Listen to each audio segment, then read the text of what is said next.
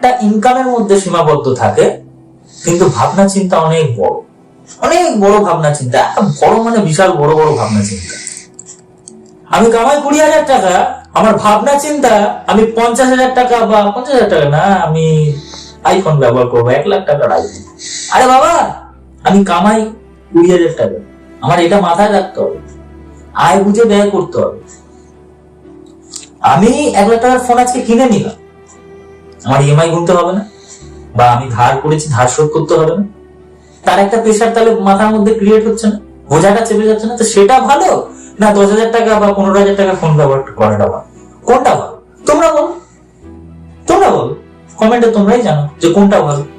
ওই ইএমআই এর বোঝা মাথায় রাখা, এই প্রত্যেক মাসে চিন্তা আমার এই ইএমআইটা কাটবে, ব্যাংকে আমার এই টাকাটা রাখতে হবে, নালে কিন্তু আমার কাছে এই আসবে, ওই আসবে, নোটিশ আসবে, হ্যান আসবে, কল আসবে, বিভিন্ন রকম ব্যাপার। ওই ঝামেলাটা ভালো নাকি না ওই